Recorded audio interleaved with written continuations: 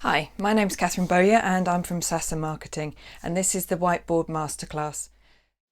In the last episode, we looked at all of the marketing possibilities and techniques available, how these are used, and the messages communicated in them all go towards the organisation's brand identity.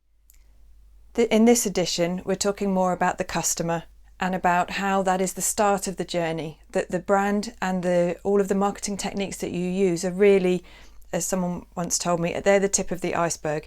Everything that goes on underneath is what creates the dramatic marketing that you can use to target your customers and to grow your business. But you have to be able to know your customer really well before you can take the next step and to decide what are the marketing techniques that are right for you. So I'd like to talk today about the customer and to think more in detail about your customer.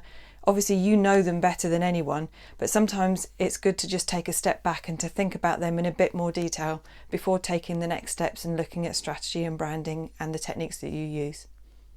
Now, obviously, you know your customer better than anyone else does, but it's good every now and then to just take a step back and to think carefully about who your real customer is, because I would say there are 3 different people that you need to be thinking about for your particular business.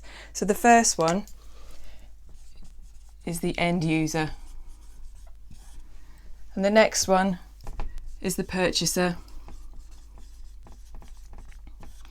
and then you have the influencer or the gatekeeper.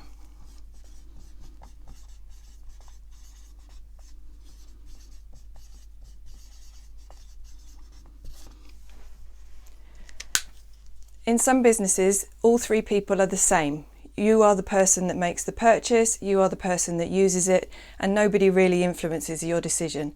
But in other businesses, and in many businesses, you'll find that there may be one person that has more influence over the buying process than another, and it's important to recognise that. So here's an example. I recently spoke to a lady who offered catering to high net worth individuals for their events. Obviously the end user, they're the people that are attending the events and eating the food. It has to be good quality because they're going to feed back to the host of the event, who was also the purchaser. But there's usually for her a gatekeeper, there's a PA or an events organiser, and they're the people that actually make the buying decision. They're the ones that select what company will come in at her events. So it's really important that she gets her messages right to these guys, as well as making sure that the product is good quality and that she is being seen to be targeting the purchaser as well and including them in the marketing messages. So it's really important that you think through who it is that you're trying to talk to through your marketing and the best way to reach them and the messages that you're putting across and how you want your brand to be seen by each of these 3 groups. Now, obviously I can help you with that, but the best way to do it in my view is to get your marketing, your sales and your product teams together. Get all of the data that you've got on all of your customers, get them all in a room together and talk this through.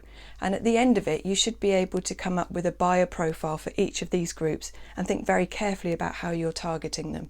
So that's the topic of the next edition of the Whiteboard Masterclass, is how you put together a buyer profile, why you do it and how useful they are.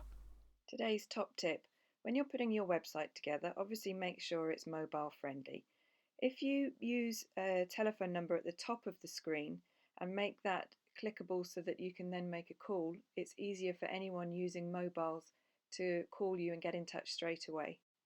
Visit sasa.marketing or call 07519 629 584 and I'd be delighted to help.